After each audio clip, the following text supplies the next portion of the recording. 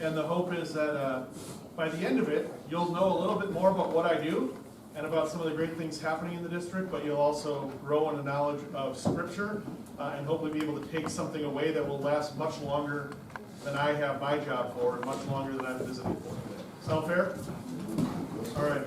So if we weren't at the first service, my name is Robb. I serve on behalf of the president of the California, Nevada, Hawaii District, Mike Lang. You may know that name. He previously served in my position.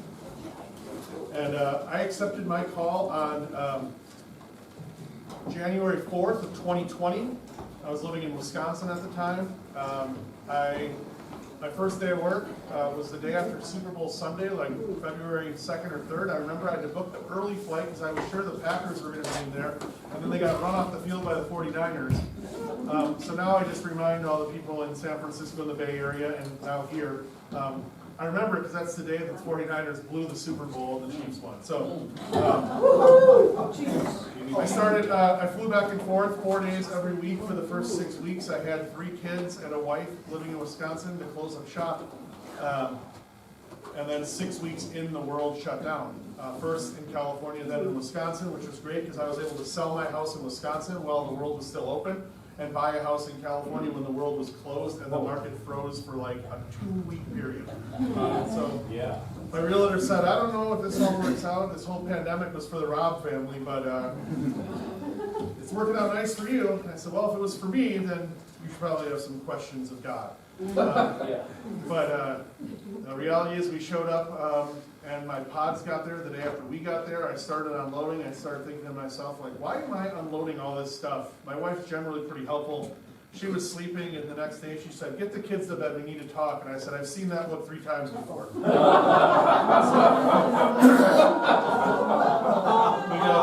have a 4th one now. So ages, my daughter's 10, my son is 8, my next daughter is 4, and my little one is 2. And so my wife is a hero. She's at home with the kids today, and I travel quite a bit, and so we kind of just have to make it work. When I'm home, I'm an extreme extrovert who loves socializing. I have 0 friends in Livermore. Like, don't have time. My friends are 4 little people and 1 big human and a yellow lab and a swimming pool. That's my life right now if I'm out on the road. My social life is being with pastors and being with people like you. I'm really big into partnership, which is why I have this role. I set out, my first call from seminary was to plant a church in the gas lamp of San Diego.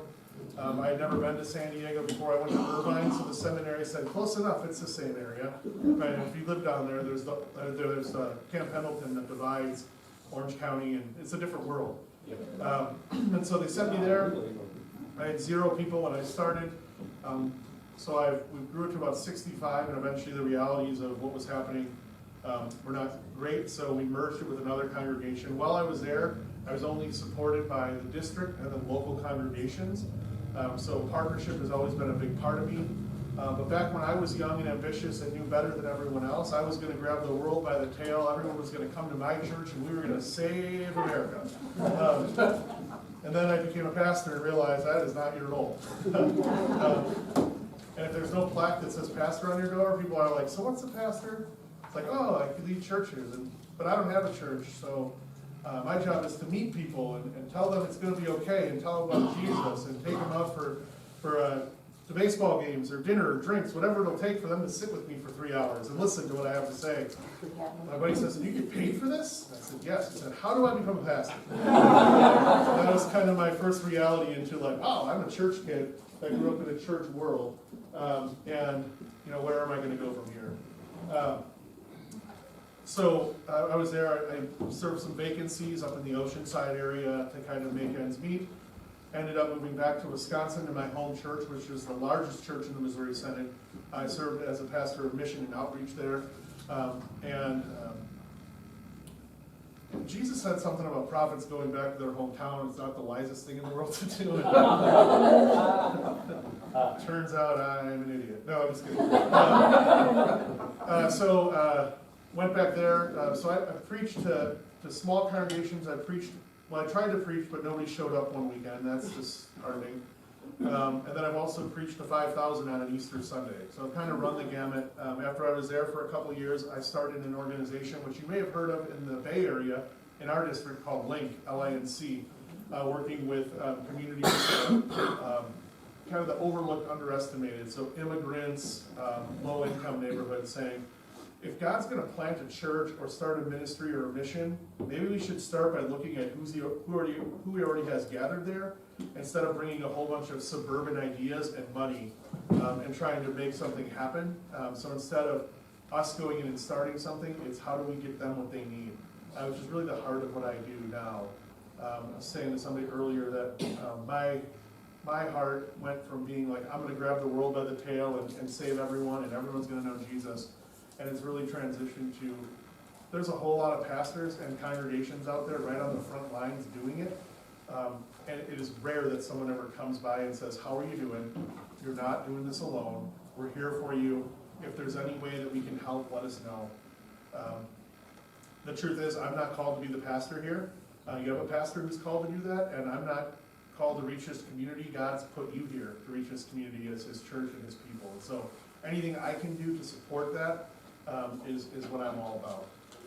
What I want to do today is just kind of look at some partnerships that we see with Paul. The reality is, when I came here in 2020, I really had no clue what the role was. I always thought that the mission executive's job was to tell you, they come visit you, tell you it's going to be okay, take some pictures, buy you a beer, and then go on their way.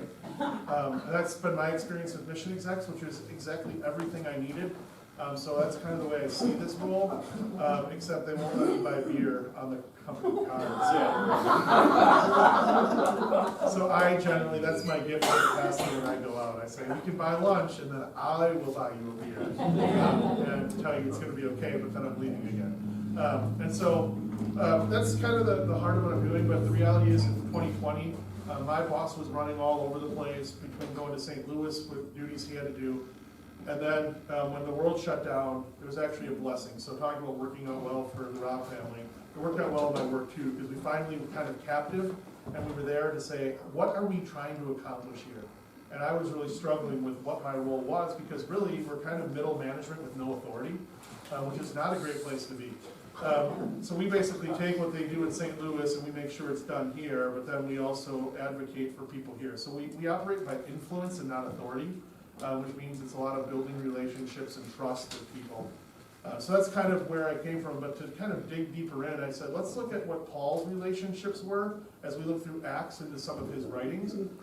Paul was like kind of the king of partners. He never went alone. It didn't always end well for him and his partners, but there's something to be learned, and so I studied deep into Paul's relationships, kind of give you an idea of where we came out as a district and what I think our biggest roles are and how we can help serve you. And you can understand you're part of something bigger. So does that sound fair? All right. So we're going to pick this up in Acts. Again, if you don't have a Bible, just listen good. If you have a Bible, we're going to jump around quite a bit. I don't have a uniform Bible to tell you pages, so we're going to move. So I want to take us back to Acts chapter 4. So this is right after Pentecost. Everybody had everything in common. It was good times, but the church was like, where are we going to go from here? And you kind of have these disciples, these apostles, that have gathered there to say, all right, what do we need to do now? The Spirit's already started working miracles through them. The healer of the blind beggar, of the lame beggar in Acts chapter 3. But now we get to kind of hear a little bit about what the church was like. So starting in Acts chapter 4:32. And the believers were of one heart and mind, and no one claimed that any of his possessions was his own. But they shared everything they had. With great power, the apostles continued to testify to the resurrection of the Lord Jesus. And much grace was upon them. There was no needy person among them, for from time to time, those who owned lands or houses sold them, brought the money from the sales, and put it at the feet of the apostles. And it was distributed to everyone who had need. Joseph, a Levite from Cyprus, whom the apostles called Barnabas, which means son of encouragement, sold a field he owned, and brought the money and put it at the apostles' feet. This is our first look at a guy named Joseph, but he was such a great encourager and so highly thought of by the apostles, they call him Barnabas. So they created a nickname for him because of his reputation. This man was well heeled. He had plenty of money. He was able to finance much of the early church. And so here you see the introduction of Barnabas when he comes in, great reputation, has resources, and probably knows people in the known world. By reputation or just because he's been that great influencer. So Barnabas plays a really important part, we'll see here moving forward, because after this section, then we're kind of, that story kind of juxtaposed with Ananias and Sapphira, as they were the ones who withheld their money and then they died. So Barnabas is kind of set up as this, like, this is the kind of person the church was looking like, not like these people. And so when we jump into where the church goes from there, we're introduced then to Stephen, and there's the stoning of Stephen, I have to call it the stoning of Stephen because in California and Hawaii you can buy drugs, and I don't know, here can you buy them legally too? Yeah, so I can't say Stephen got stoned because they're like, yeah, that's cool now. It's a weird world that I grew up in, right? I mean, like, some of you guys remember a day when this stuff was crazy. Like, we were taught, like, drugs are bad, they will kill. Dare came to our school, and now there's billboards on my drive out here. It's a weird time to be in ministry. It's a weird time to be alive, I guess.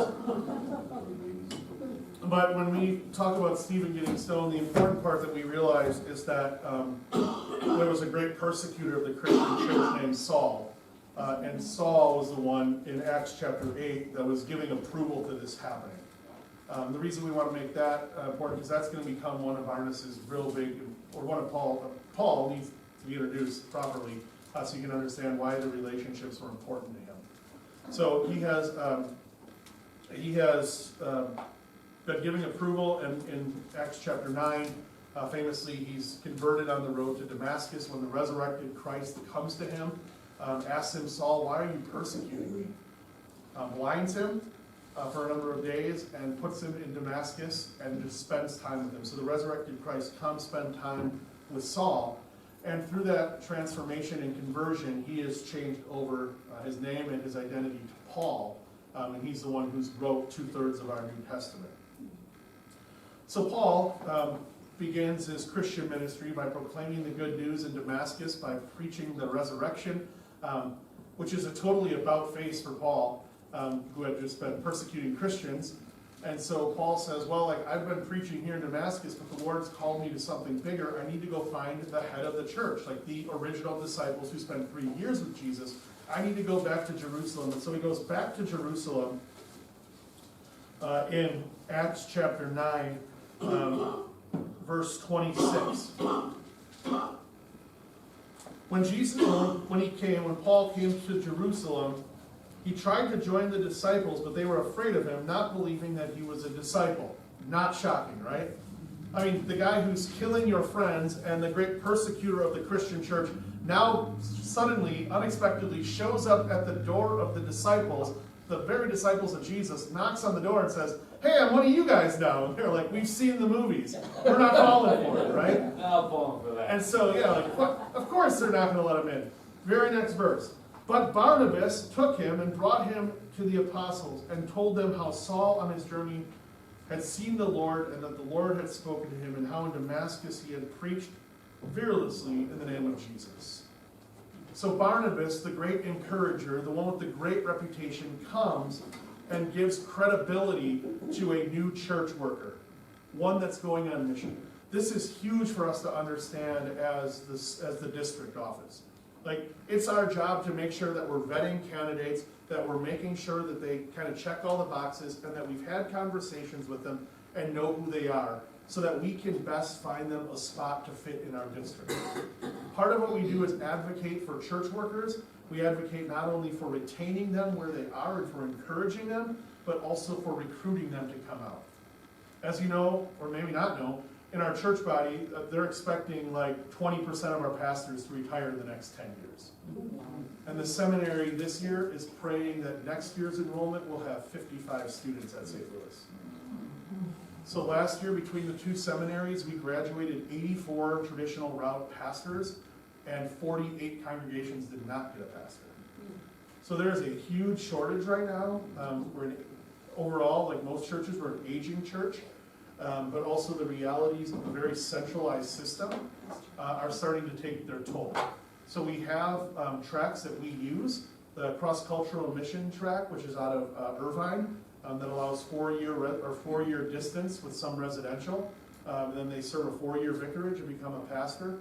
We also have the SMP program, which is currently being utilized at Urington, where they can't afford a full-time pastor who needs to come with benefits and a family and relocate from St. Louis or Fort Wayne, and that's the cheapest you can get.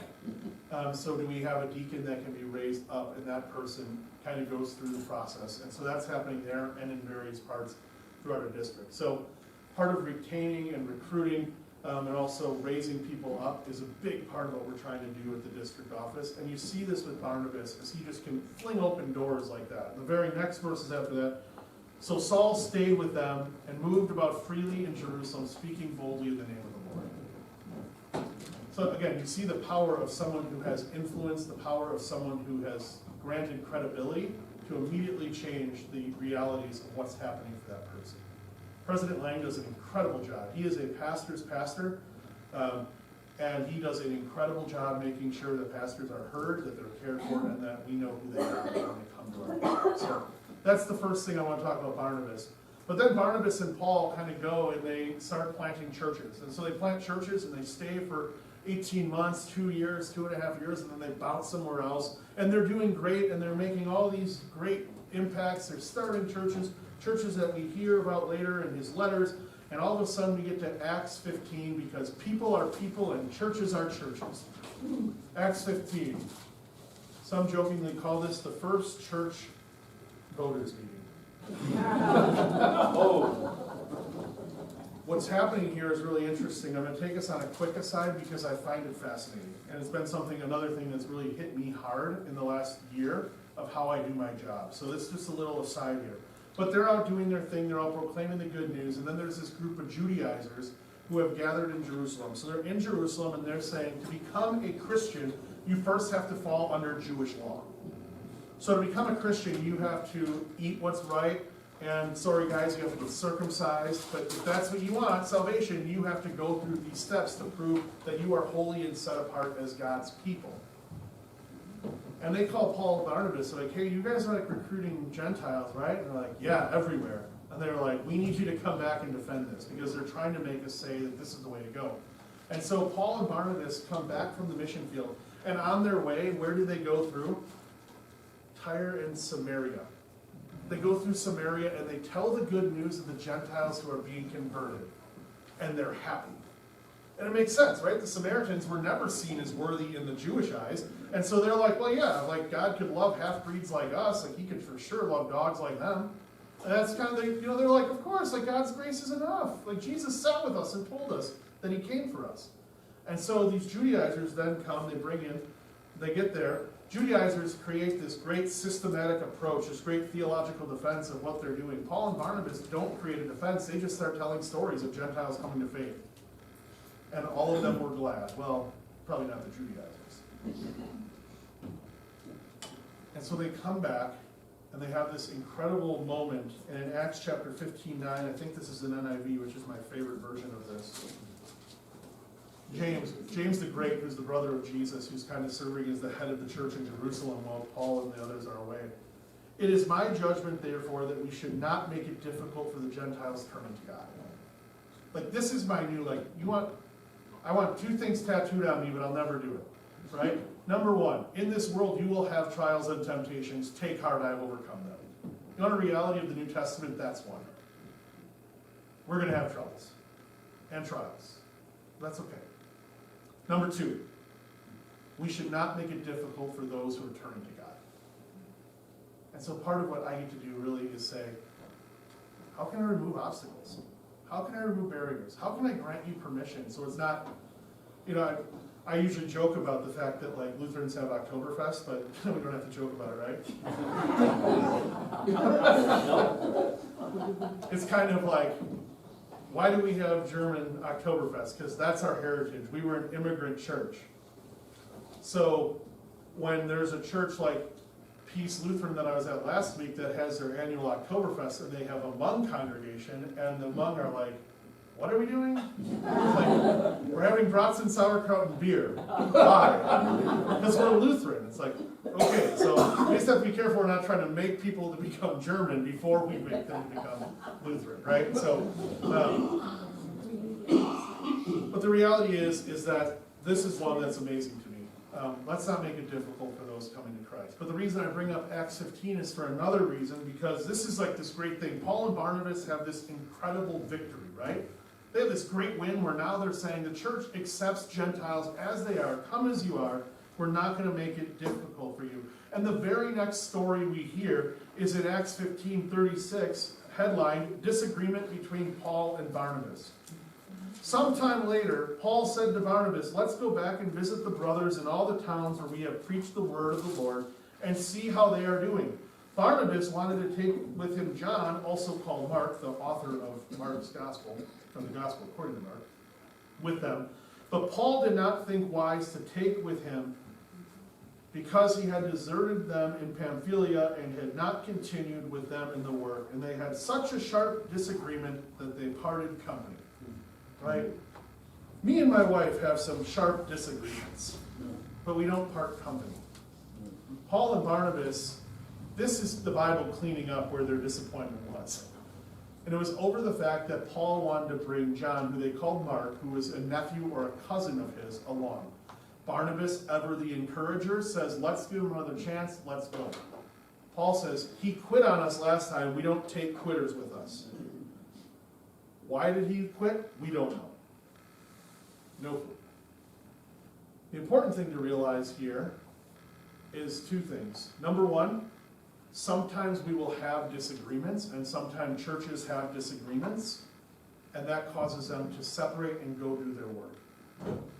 Paul and Silas went one way, and John and Mark went another way, and they both continued the work. And now there were two missionary teams instead of one missionary team.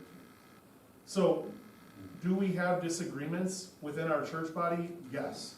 But does that mean that God can't bless them and use them? Absolutely not. Like, he does this stuff. I always say, if you want, Trinity, right? We're here? Okay, I can use this analogy then too. If you ever want to find out if there was a church split, just look for two churches within like 5 miles, and one's called like Trinity or St. Paul's or Zion, and the other one is called like Peace Lutheran or Prince of Peace Lutheran or Hope Lutheran Church or I Serve Living Hope Lutheran Church. They're always like, they always have this great, like, we would never divide. Oh, no, not, this is where you want to come if you want peace. It's just the truth. Check it out sometime. That's the first thing, is understand we can have disagreements, and we don't have to be on the exact same page on everything, but we also need to be respectful and understand that God can use those disagreements to do his work and advance the kingdom in ways we didn't think were possible. An interesting thing here I'd just like to point out too is, I don't know if any of you have been young before and ambitious before, or you've had children that were young and ambitious, and there seems to be a time, and kind of when I talked about my church planting, that I thought I knew a better way than what's been established for years. Right, like, me and my dad have these conversations, I'm like, Dad, why would you do it that way? He's like, this is the right way to do it. And I'm like, you could save a lot of time and a lot of money doing it this way. And he's like, that would not be good. Right, German, right? Oh, you must do it right. And you've had that probably with people in your work, right? I hear a lot of millennial folks say, I mean, we don't need to be in the office all the time. We work smarter, not harder. I was like, yeah, you and every generation that's come before you, right? What I find really interesting here is that Paul and Barnabas are doing so well, and Paul is so zealous, and he's so filled with zeal, that he's willing to kind of separate from the guy who's opened every door to him and funded his way. And like, I just think it's interesting because I've been there in my life before, and you've probably been there in your life where you've got to experience it from some younger people you've worked with or raised, where they have it figured out. It's like, okay, and then one day they go, now I know why my parents did it that way. That makes sense. Right? And so it's just interesting. I just point that out because you can watch Paul's maturation as he grows up in the faith. This is the last time we hear about Barnabas. He's out of the picture. So you have this great hero of the church that opens all the doors. He's gone. Why is he gone? Luke's writing it, and Luke always travels with Paul. And so he heads out, and we don't hear anything else about Barnabas again. And that's the way the cookie crumbles. So we talked about this relationship he had with Mark. It didn't maybe got off to a great start, but it didn't end well with Mark, and it was the reason why he separated from Barnabas. So if you turn to Colossians chapter 4, the way Paul writes his letters, Paul writes a letter. He gives his Pauline greeting. It's called Pauline greeting because that's how he starts his letters. I, Paul, a slave to Christ,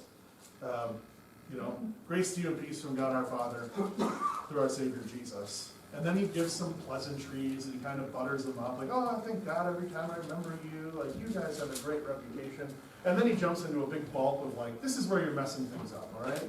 And so he's like, either he's seen it with his first hand, reports have been getting back to him, or somebody from the church contacted him and said, like, hey, like, 1 Corinthians 1, where it's like they're falling into the trap of their culture. And so now he's saying, like, hey, like, this is where you got to separate yourself from culture. And he goes into this big thing. Colossians does the exact same thing. Only one time that he doesn't butter people up, he just jumps into the good stuff because they got problems. Right? So Colossians, but then he always ends it with further instructions, which are kind of like the nuts and bolts of ministry. Just sort of like, hey, make sure you say hi to this person's going to come, and then final greetings as well. What I find interesting is this is about 10 to 15 years after the Council of Jerusalem. So Paul now is a little older, seen a little bit more, and this is what he says in 4 verse 10. My fellow prisoner Aristarchus sends you his greetings, as does Mark, the cousin of Barnabas. You have received instructions about him. If he comes to you, welcome him. So growing up a little bit, right? Trying to make amends where he may not have had them before. And he's kind of saying, hey, here's the deal. I respect what he's doing. We don't agree, or we didn't agree on some things, but welcome him. He'll be good for you. And this is vital for what we do out of the district office, because we have two congregations. One congregation is having a bunch of people move out and move to the other congregation, and the other congregation is saying, well, they just showed up. What are we supposed to do with it? Or there's one congregation that says, how can they even consider themselves Lutheran? They don't use hymnals, and they don't have robes for their pastor, and they ... right? And then some other people are like, they just use a hymnal, and they do everything by the book. Like, that's not reaching their community. And then we start to talk about each other and put negative light in front of it. And my job is to bring people from around the district, because I have one of the very few jobs that can convene conversations with everyone. And so my job is to say, hey, every time I go somewhere, this place is great, it's incredible, the pastor is good. Like, do they have problems? Sure. But that doesn't matter. We all have problems. We're sinful people. And so what we want to see is we want to see people put the best constructions and also respect one another. And coming from the Midwest, I can tell you there is a much heavier and healthier dose of respect on the West Coast among Lutherans than there is back there. Because there is enough Lutherans out there to kind of pick a side, or to pick one of 6 sides. And when I come out here, it doesn't matter if you are the highest church guy that, uses incense and all the smells and bells, or you're the guy who's trying something new. Like in Nevada, we only have like 10 ordained pastors in our part of Nevada that cover how many hundreds of miles. And so, what does that mean for us is that there's few and far between, and so let's work together and let's respect one another, and let's assume that God has placed you where he's placed you, he's placed me where he's placed me for a reason. And so that's been kind of the really fun part about going around the district and seeing just a vast variety of things. And different churches do different things. They have different music. They have different songs. And for me, it's just an exciting thing to be part of a district office that gets to come and say, like, we're going to make sure you're doing Lutheran stuff because that's important and our doctrine's important. But you have a pretty wide range of trust with how you're doing it, where you're doing it, because we know that not every ministry can look the same. It takes a lot of different churches to reach a lot of different people. And so if the doctrine's there, if there's marks of a Lutheran service, we're fine. And again, we have no authority, we can only influence. So that's one thing that people are always like, oh, the district's coming, clean up your act and don't mention this, this, or that. It's like, I don't care. Are people getting fed the word? Is the Lord's Supper being offered to them regularly? What can we do to help if no is not the answer? That's the thing I'm worried about. And so you get to see here Paul kind of growing in this relationship with Mark, and we're going to come back to that one more time, but if you want the bulk of where I spent most of my time was with Timothy. Timothy is a young pastor that Paul has raised. He's kind of taken him under his wing, and now he's sending him back to Ephesus. So the first letter to Timothy are essentially his call documents that are been prepared for him, and he's going back to Ephesus, a church that he knows the people because Paul planted the church, and he knows the pastor because he helped raise Timothy, and he sends Timothy. Now, what's cool about Timothy's letter is that Paul says, here's a realistic view. Here's the good things about these people in Ephesus, and here's some things you need to work on. The bad news for us is that when we get call documents from a church, it'll say, what kind of style of worship do you have? How many people go to your church? And it's always like the high point for the last 5 years that we haven't seen in a long time. That's like, tell them we have 250 in worship. Like, he shows up and it's like, there's only 80 here. Like, ooh, we used to have 250, but we knew you wouldn't come if there was only 80, right? So you got that, you have salary, you have benefit package, a little bit about the church, a little bit about the community, and then you send a letter that says, please be our pastor, and then the pastor says, well, I have this call and this call, I'm going to take this call. Paul gives Timothy like this expansive view of what the church is. And so part of my job and part of President Lang's job is to work not only the two of us, but work with the circuit visitors in the area to make sure we know your congregations. Again, there's 176 congregations in the CNH District. There's 2 pastors who can visit on a Sunday to preach. So do the math.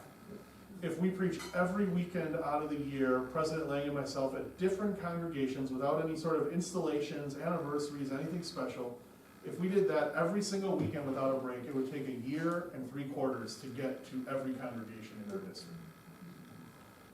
So when we do get to come, it's important that we get to spend some time getting to know you, talking with you, hearing stories about what's happening. We have a church in Bakersfield. I didn't mention it today because I was in Nevada, but I'm like, sometimes I get to go to Elko, and sometimes I have to go to Maui. And the church guy is like, how many times do you say Bakersfield instead of Elko? I wouldn't say that. Bakersfield is beautiful here, right? Yeah. But that's kind of the way they view themselves. But when you go to meet these people, you're like, holy smokes, like some pastor is going to just be absolutely loved here. Like they're going to be loved, they're going to be cared for. They, the demographics, a lot like what you guys are here, but they're just like missional-hearted people that want to care. It's kind of the same reputation you have. It's like somebody's going to want to come here. How do we tell them on paper it's living in the most eastern part of Bakersfield?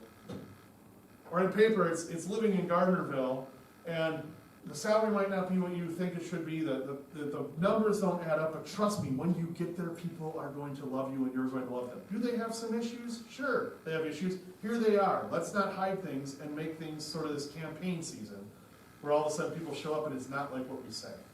So you see this in Paul's writing to Timothy when he says, there is this wealthy group of old women who think they control everything.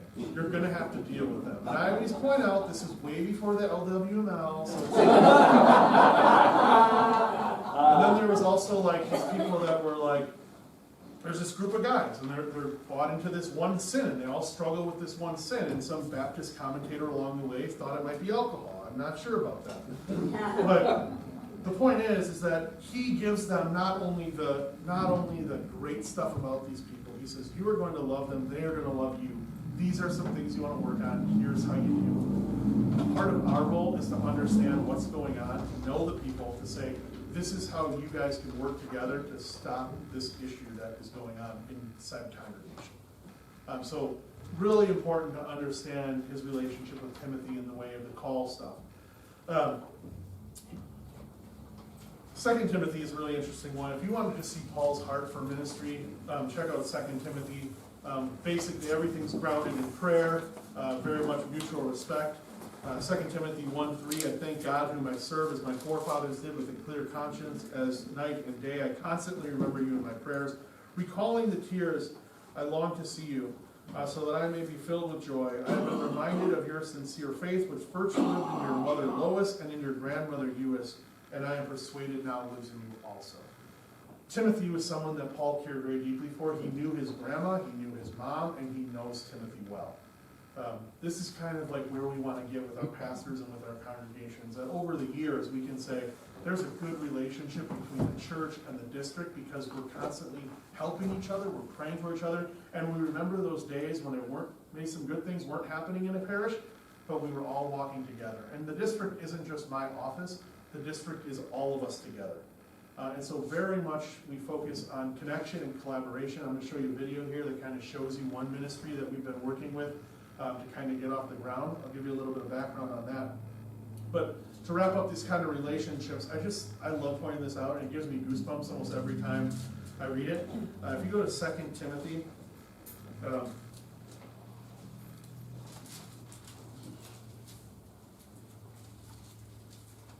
so Paul, just so you understand, Paul's like close to death. Winter's coming. Winter's coming. He doesn't know if he's going to make it till spring. This gives you an idea of where he's at. He's in prison.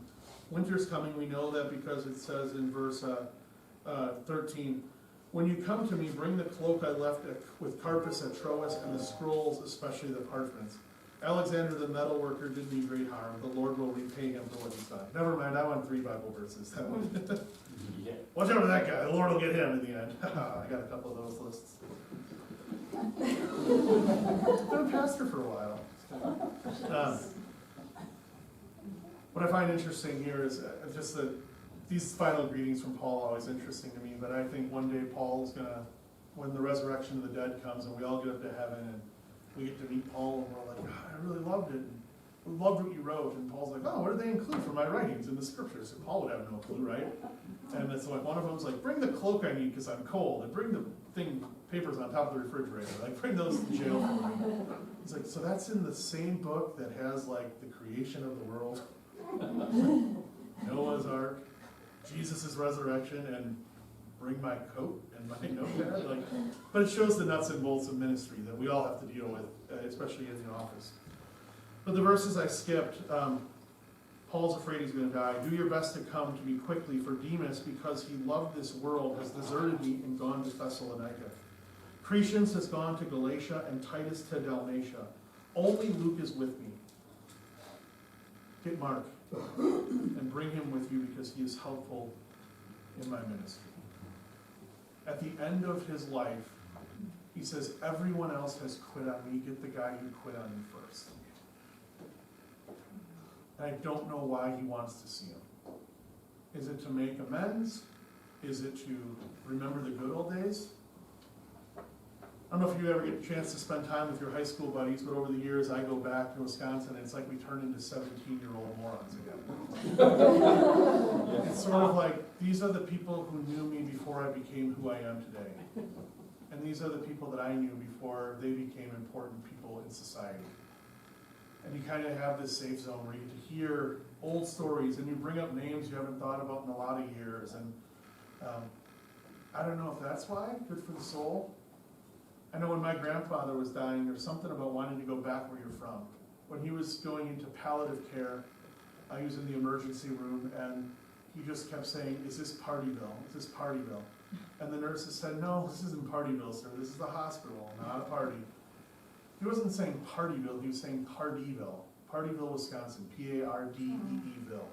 A place where he was loved, a place where he was raised, he was secure, he was safe, he lived on a farm with his 11 brothers and sisters. And I think he just wanted to go back to that place. Like, and you've heard stories like this before. And I don't know why he wants to go, but it reminds me that regardless of what we have, like when it's all said and done, our relationships with Jesus and our relationships with one another are way more important than what got between us at one point. And I've been really privileged to be part of the Pastors Conference where I can tell you that there were some guys who walked out of the seminary in 1973 and joined Seminex. Some of you may have been around long enough to remember that. Some of you are like, I have no clue what that is, but it doesn't sound good. It wasn't good. The church split, all but 6 students and 1 professor left the seminary over the issue of whether the scripture was really inerrant and inspired by God or not. And it became a really big thing because in those days people would go to Oakland and they would start in high school, then they would go to college, and then they would go to junior seminary, and then they go to the senior seminary. So they grew up together. They were family. Milwaukee had the same thing. There were a couple other places. And so these guys were brothers. And to have them just ripped on this doctrinal level.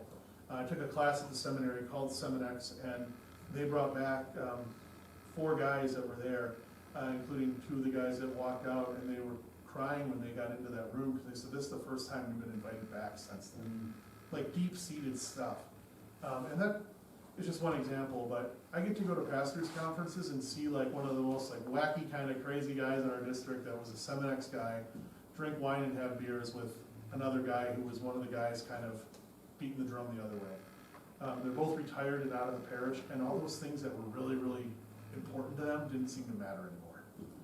What mattered is that both of them were called and ordained servants of the Word. And I think that's what we need to see in our churches and in our pastors, in our called workers.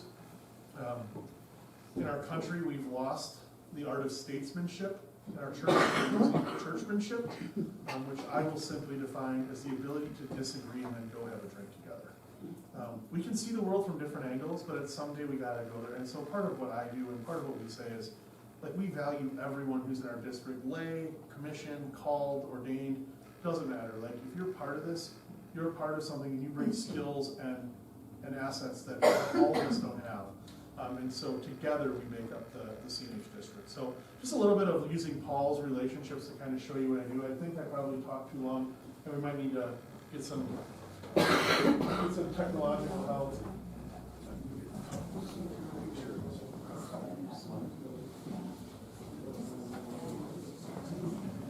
So I was going to do it at the beginning.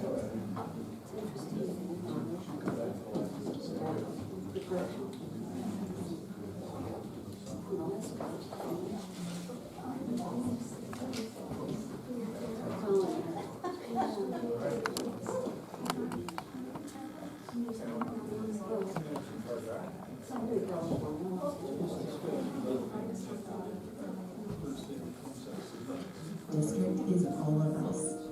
It's not just the office building or the leadership in Livermore. It's the entire body of Christ working together on mission.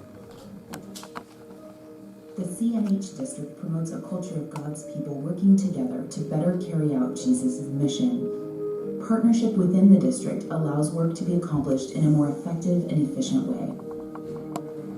Here is the dream of one family that began by answering a call to serve their community.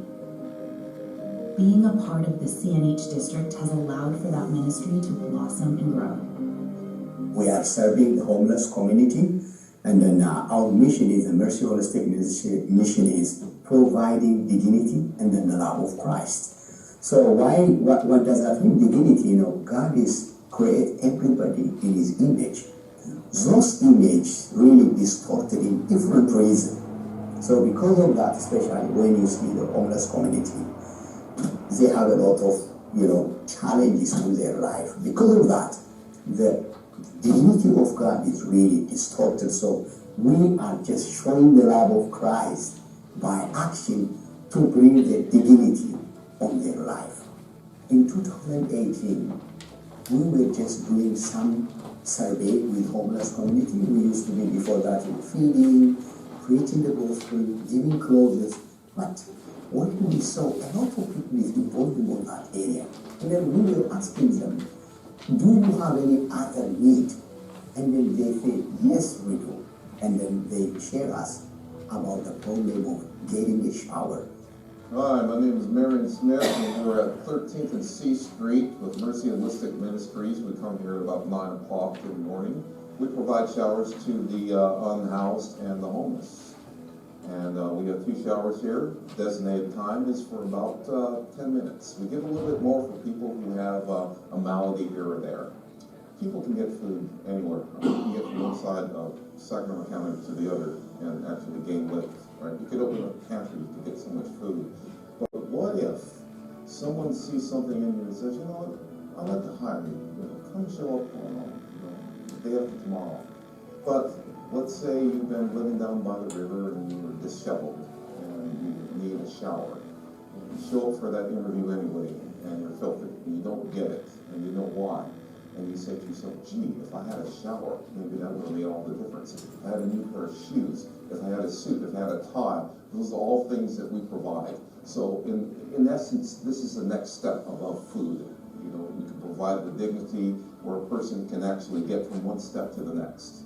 You know, before 2,000 years ago, Jesus Christ, He came from heaven, from His comfort zone, He just died for everybody, not expecting anything, but because of the agape love.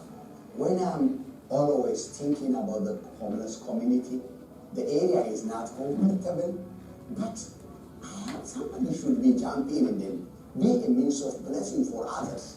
So if you are asking me, I have only one reason. It's just the love of Christ.